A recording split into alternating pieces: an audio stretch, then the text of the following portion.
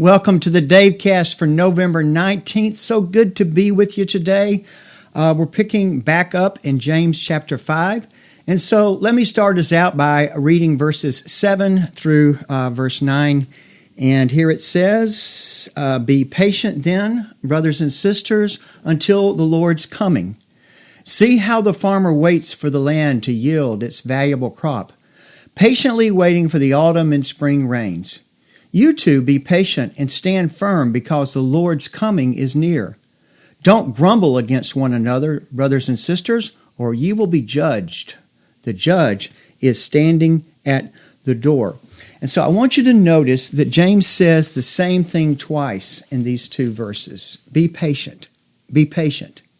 And anytime repetition is used, the author is trying to make a point.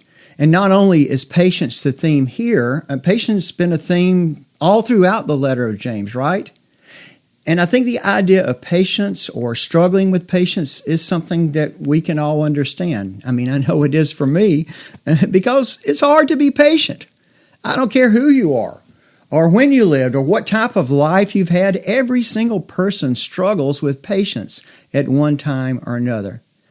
For us, I think a lot of our impatience comes from when something takes longer than we expect or taking longer than we think it should, whether it's waiting for our food in a restaurant or maybe waiting in bad traffic or something like that. But remember, James is writing to a specific audience here.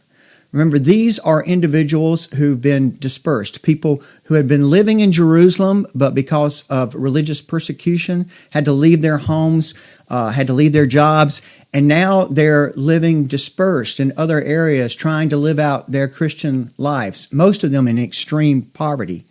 You know, these are people who had and were still experiencing very tough lives. These Christians are suffering, and so James gives them a message of hope. Wait for the coming of the Lord. And I love that he uses the example of a farmer here. You know, farmers have to wait patiently for the weather. And so what do? If you're a farmer, there's several things you do. You're going to keep working. You're going to plow the ground and you're going to sow the seeds. And then I guess the farmers step back and they have to wait and they have to believe that the right weather is going to come along at the right time, that the rains are going to come. And so I love this picture that James has given us because here's the thing about it. We're not just sitting. We're not just doing nothing as we wait. How do we wait for God? We wait with patience. But patience does not mean passivity. Waiting patiently is not waiting like for the bus to come or the rain to stop or the sun to rise. It's an active waiting in which we live the present moment to the full. And so as we're waiting patiently, we are working. We are being the church. We are sharing Christ. We are believing that Christ is returning. We're just not sitting around looking at our clock thinking, I wonder if he's going to come today. We're actively waiting because there's work to do. There are people to serve. There are things to give to. There's our life to devote to people. And James is saying, listen, have hope in your waiting. Jesus is coming. He's placed talents and resources in your hands. So hold on to hope, hold on to trust, and wait well. Have patience during those seasons.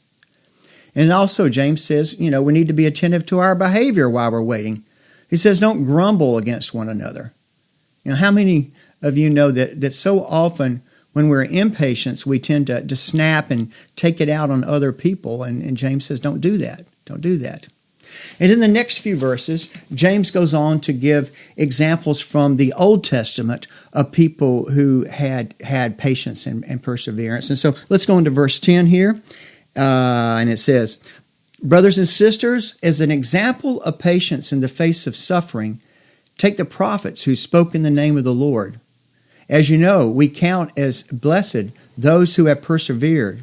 You have heard of Job's perseverance and have seen what the Lord finally brought about, because the Lord is full of compassion and mercy. And so what's significant about the prophets is that, well, for one thing, they were in the will of God, yet they suffered. The prophets, they were preaching in the name of the Lord, yet they were persecuted.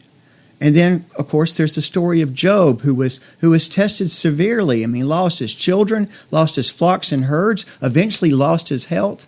And yet, he did not lose his faith and did not sin against God. And so we look at Job's life, we might think he had every right to be angry. How many of us know that so often in the heat of the moment, anger often wins over patience? But yet in all his suffering and all that happened to him, we read that Job did not sin. And so one other thing I want to point out from these verses today. I guess you notice that James reminds them several times in this passage that the Lord is coming back. Now, why do you think he does this? Why does he keep reminding them of that? It's because it's the ultimate proof that God is in control.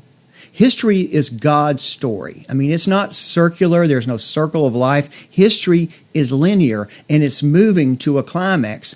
And God has a plan. God has a purpose. And one day, Christ is going to return. Everything is on schedule. We don't know when he's coming back. The Bible talks more about Christ's second coming than it does about his first coming.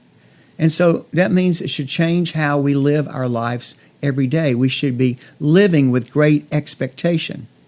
But these first readers, those who were living in dispersion under these incredible difficulties, the situation probably seemed very much out of control. And so they needed to be reminded that Christ is returning. God is in control. And for us, when things seem out of control in our lives, when what we're going through is painful and it seems like it's going to never end, James is also helping us remember nothing is beyond God's control. So be patient, because God's timing is perfect. God is never late. God is in control.